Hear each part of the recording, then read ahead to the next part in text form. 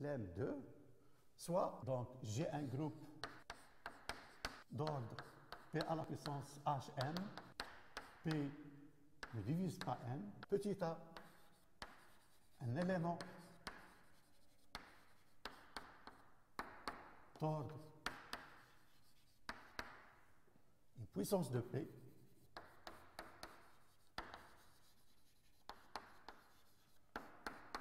et h, un p subgroupe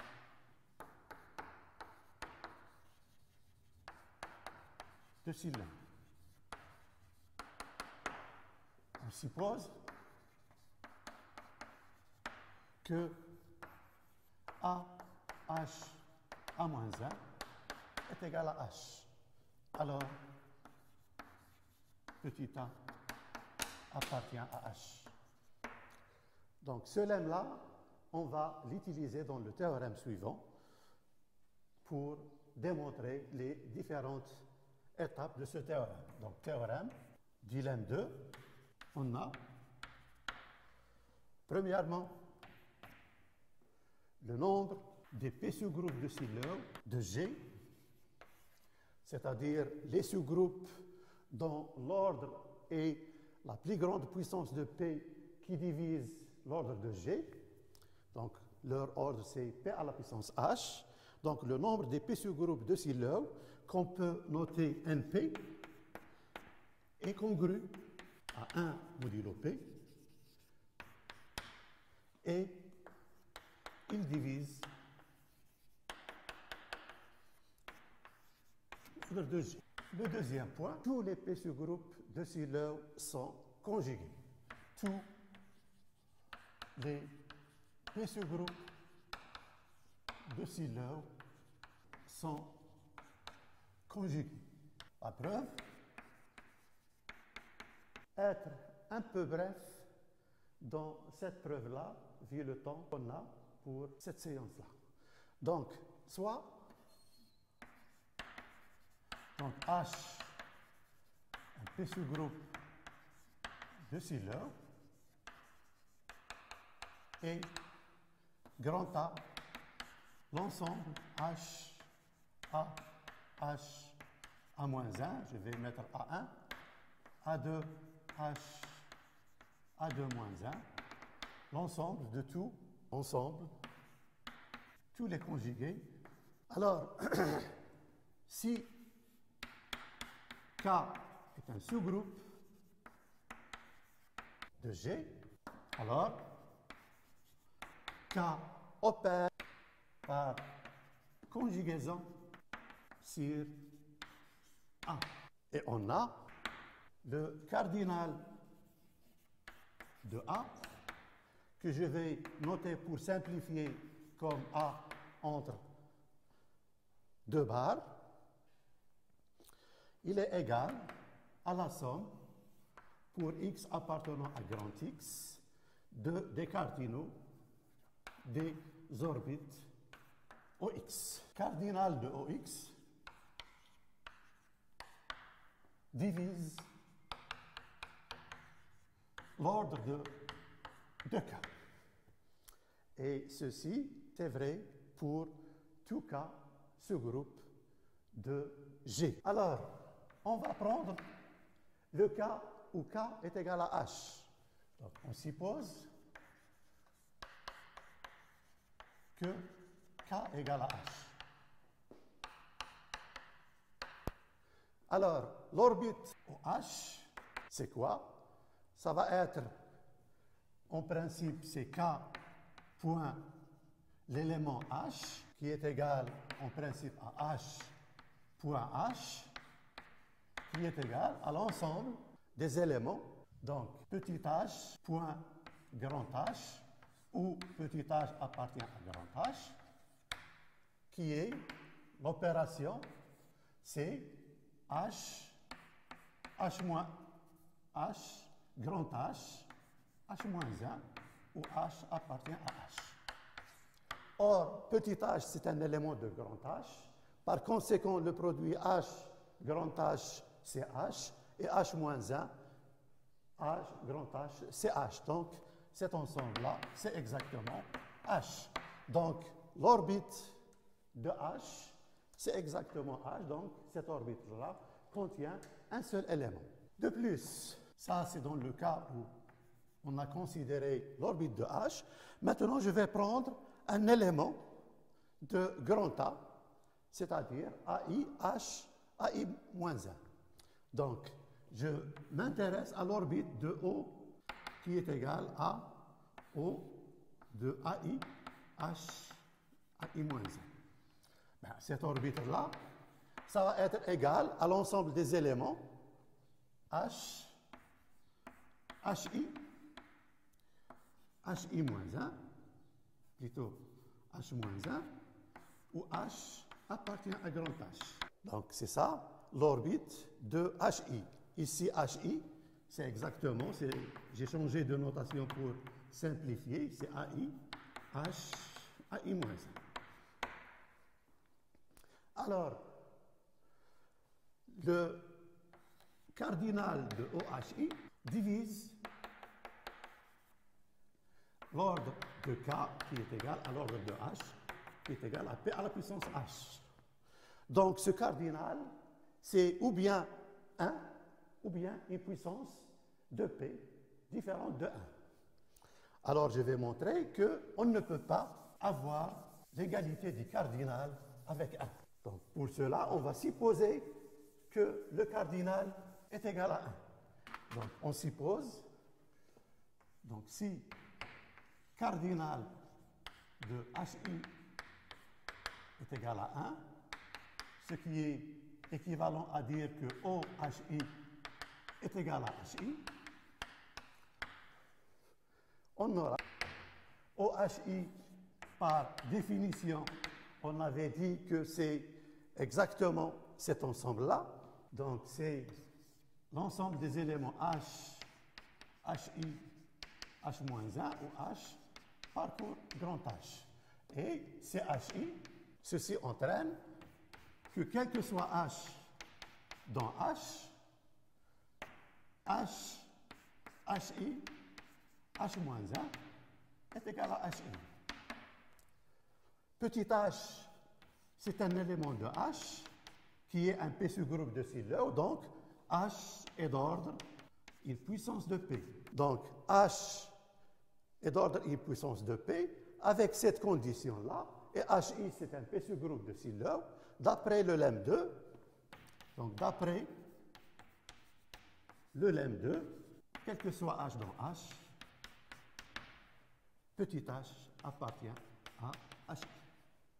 Ce qui entraîne que H est inclus dans HI.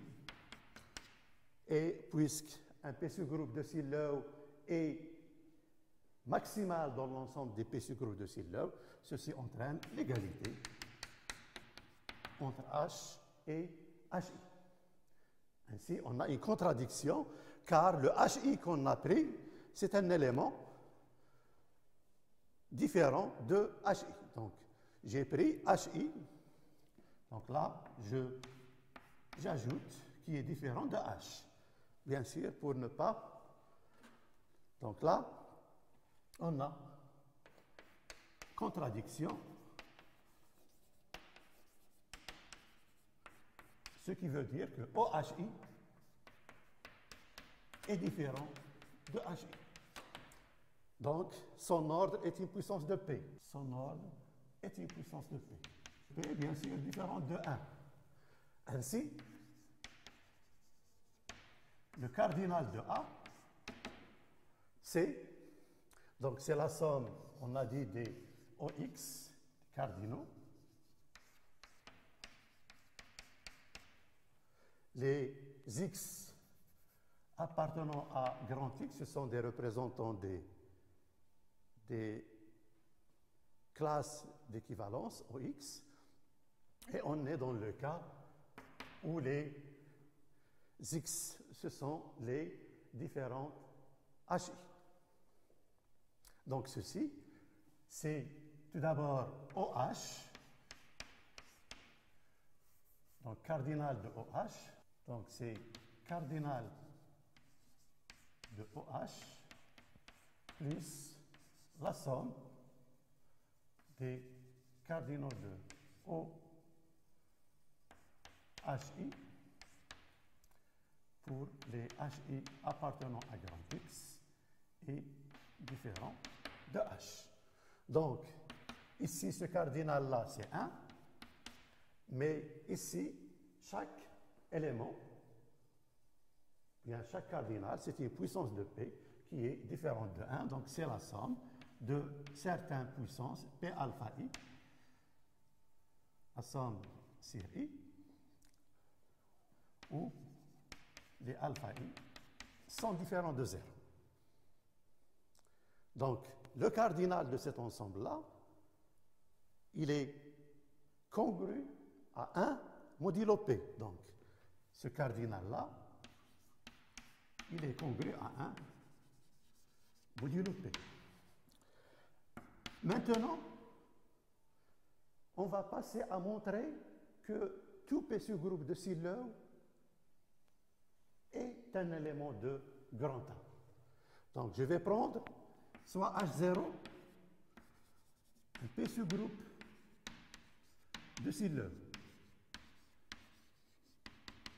de G. Et je dois montrer qu'il est dans A. Je vais supposer si H0 n'appartient pas à A. Je fais opérer H0 sur A, c'est-à-dire la même chose que lorsqu'on a fait opérer K, un sous-groupe quelconque sur A. Alors là, j'ai le cardinal de A qui va être égal à la somme des cardinaux à la somme des différents orbites, donc HI appartenant à grand X, des orbites où HI et la somme comprend aussi l'orbite de H, des sommes des cardinaux, ou bien, pour simplifier, j'utilise les barres. Bon, le cardinal de OHI divise l'ordre de H0, qui est un P subgroupe de Siller, donc c'est P à la puissance H. Alors, est-ce qu'il existe un élément de grand A dont l'ordre est égal, bien dont le cardinal est égal à 1? Donc, on suppose que O d'un certain HJ est réduit à HJ. Par définition de OHJ, c'est l'ensemble des éléments H, HJ, H-1, où H appartient à H0. Et cet ensemble-là est égal à HJ, veut dire que H, HJ, H-1 est égal à HJ pour tout H dans H0. Ce qui entraîne que les H qui sont dans H0 sont dans HJ. Donc, H0 est inclus dans HJ. Tous les deux, ce sont des P subgroupes de Siller, donc on a l'égalité. Contradiction. Contradiction, puisqu'on a supposé que H0 n'appartient pas à... Il n'y a pas d'orbite dont le cardinal est égal à 1. Ainsi, dans cette somme-là, on va avoir uniquement des sommes de puissance de P, et ces puissances-là qui sont tous divisibles par P. A, c'est le cardinal qui est égal à la somme des OHI. Ça va être égal à P à la puissance alpha plus P à la puissance alpha 1 jusqu'à P à la puissance alpha R, où alpha 1 jusqu'à alpha R sont différents de 0. Ce qui entraîne que le cardinal de A est congrue à 0 modulo P. Or, on a déjà montré que ce cardinal-là est congrue à 1 modulo P. Or, cardinal de A est congrue à 1 modulo P. Donc, on a une contradiction.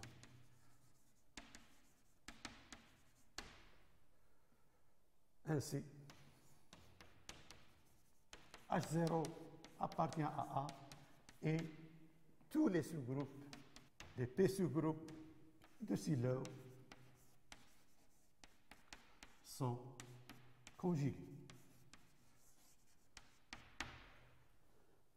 Maintenant, on va montrer que ce nombre-là divise l'ordre de G. Montrons que cardinal de A, bien, A, entre deux barres, tout simplement pour simplifier, divise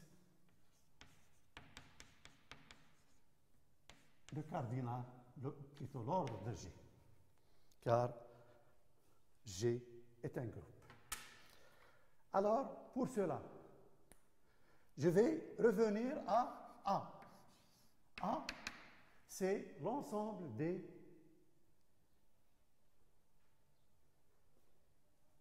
conjugués de H. Si je considère l'opération de G sur l'ensemble des P sous-groupes de Sylow, plutôt l'ensemble des sous-groupes de G qu'on a déjà étudiés, alors A, c'est exactement G point l'élément H. En quelque sorte, c'est l'orbite de H. Pour, dans le cas où G opère par conjugaison sur l'ensemble des sous-groupes de G.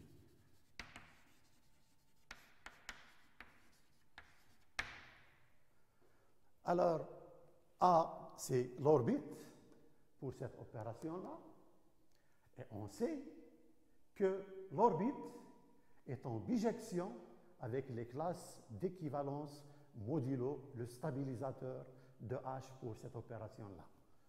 Alors, si je considère sigma H,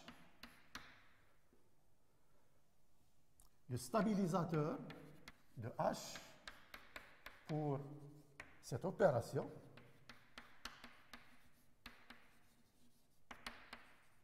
alors, on sait que sigma H, c'est exactement le normalisateur de H. De plus, on sait que cardinal de OH est égal à l'indice G sigma H, qui est G normalisateur de H. Et cette quantité-là, c'est un diviseur de l'ordre de G. Ce qui finit la démonstration du troisième théorème de Sylow. Alors, si on continue à utiliser la notion d'opération d'un groupe ou un sous-groupe sur un ensemble, on démontre facilement que tout P sous-groupe est inclus dans un P sous-groupe de Sylow, et on montre aussi qu'un P sous-groupe de Sylow, un P sous-groupe est un P sous-groupe de Sylow si et seulement si il est maximal dans l'ensemble des P sous-groupes. Maintenant, je vais passer à appliquer les résultats qu'on vient de faire sur des cas particuliers. Donc, application.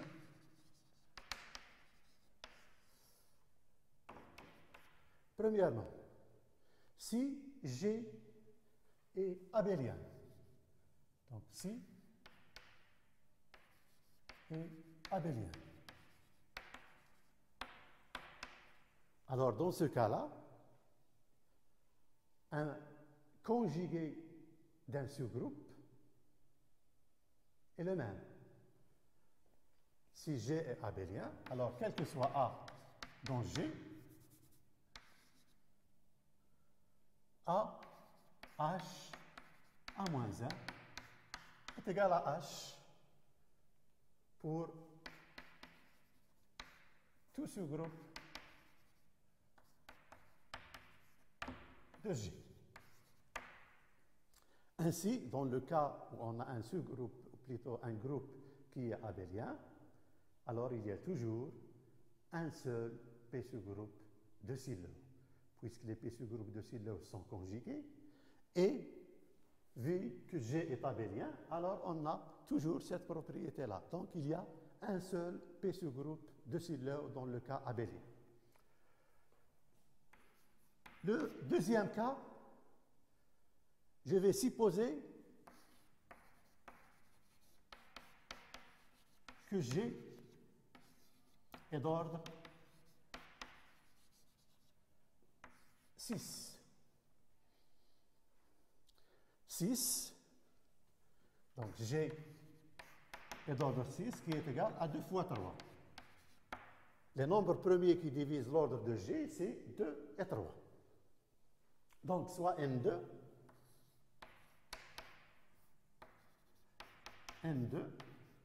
le nombre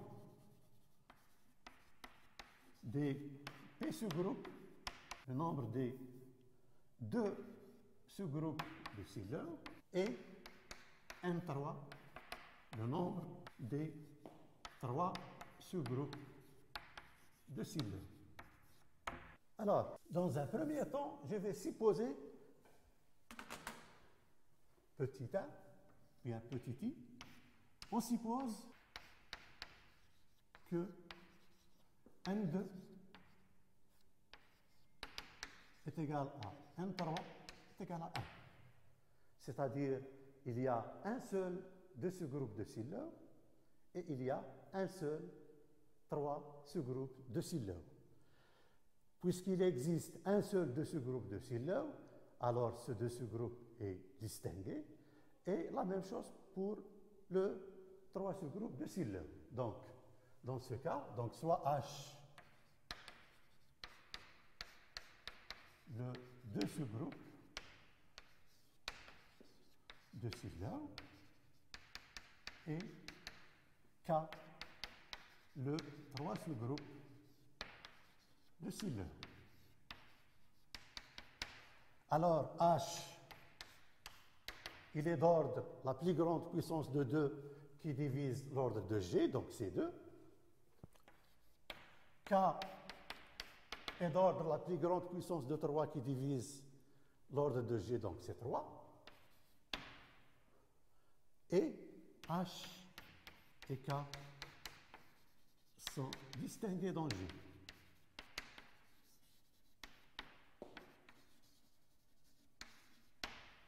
Alors,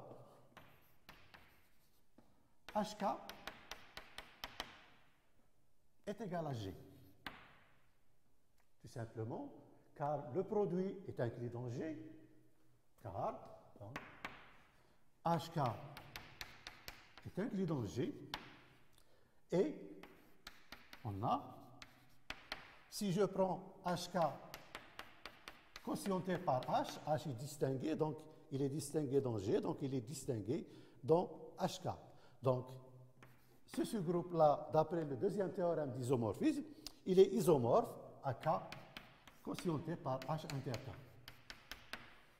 H étant d'ordre 2 et K d'ordre 3, et H inter K, c'est un sous-groupe de H et de K, donc son ordre, il doit diviser 2 et 3. Donc, ça ne peut être égal qu'à 1. Par conséquent, cette intersection, elle est réduite à 1. Et donc, HK, l'ordre de HK, c'est exactement l'ordre de K qui multiplie l'ordre de H, qui est égal à 6. Donc, HK est égal à G.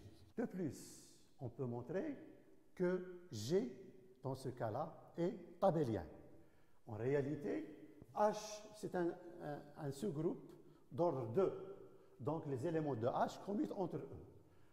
K, c'est un sous-groupe d'ordre 3, qui est abélien. Donc, les éléments de K commutent entre eux. Maintenant, si je prends un élément de H et un élément de K, donc soit A appartient à H et B appartenant à K. Alors, si je considère l'élément AB, A-1, B-1. Alors, cet élément-là, donc, puisque K est distingué, B appartient à K, donc, puisque K est distingué, cet élément-là appartient à K. Et celui-là, il appartient à K. Donc, cette quantité-là appartient à K. D'accord? De plus, donc A, B, A-1, B-1. Je prends l'élément ici. Cet élément-là, A-1, c'est un élément de H. Donc, B, A-1, B-1, c'est un élément de H, puisque H est distingué. Et celui-là, il est dans H. Par conséquent, le tout, c'est un élément de H. Donc, l'élément en question, il appartient à B, A-1, B-1, appartient à H inter K, qui est égal à E. Par conséquent, AB est égal à B, BA. Donc, un élément de H commute avec un élément de K pour tout A et tout H, et ainsi, ainsi, G est abélien. Maintenant, on va passer à l'autre cas. Donc, N2 égale à N3 égale à 1, ça entraîne toujours que G est abélien dans le cas où le groupe est d'ordre 6. Le deuxième point, on suppose que G est non abélien. Alors, je vais examiner de près N2 et N3. Donc, pour N3, il est congrès à 1 modulo 3 et divise 6, qui est égal à 2 fois 3. Donc, le fait que N3 est congrès à 1 modulo 3, ça veut dire que N3 est premier avec 3. Donc, puisqu'il divise 6, ainsi, N3 divise 2. Donc, N3 divise 2. Donc, on a deux possibilités. N3 égale à 1 ou N3 est égal à 2. Je reviens à la congruence N3 congrès à 1 modulo 3. Donc, N3 congrès à 1 modulo 3 veut dire que N3 est égal à 1 plus K fois 3. Alors, le K, il varie de 0 jusqu'à l'infini. C'est un entier. Il ne peut pas être négatif, car si K est négatif, on va obtenir ici un nombre négatif. Or, le N3, c'est un cardinal, c'est un nombre positif. Alors, donc, pour K égale à 0, c'est 1. Pour K égale à 1, c'est 4. C'est supérieur à 2, strictement. Et ainsi de suite. Donc, le K N3 ne peut pas être comme N3 égale à 2, égale à 1 plus 3K est impossible. Alors, on a N3 est égal à N3 égale à 1. Qu'est-ce qu'on peut dire de N2? N2 ne peut pas être égal à 1. Car si N2 est égal à 1, avec N3 qui est égal à 1, ce qui va entraîner que G est abélien. Or, on est dans le cas où G n'est pas abélien. Donc, N2 est différent de 1, car sinon, G sera abélien. Ce qui n'est pas notre cas. Donc, N2 est différent de 1. Mais on a N2 est congrès à 1 modulo 2 et il divise 6. Or, N2 est congrès à 1 modulo 2 et divise 6 qui est égal à 2 fois 3. Donc, N2 divise 6 et il est premier avec 2, donc il divise 3. Donc, puisque N2 est premier avec 2 et divise 6, alors il divise 3. 3 est un nombre premier, donc N2 est égal à 1 ou 3. Comme N2 est différent de 1, alors N2 est égal à 3. Donc ici, ensuite, si G est non abélien, alors N2 est égal à 3 et N3 est égal à 1. Comme exemple de ce dernier cas, G est égal à S6. S6, c'est le groupe, plutôt S3, le groupe des permutations d'ordre, des permutations sur l'ensemble 1, 2, 3. Alors, ce groupe-là est d'ordre 6 et abélien.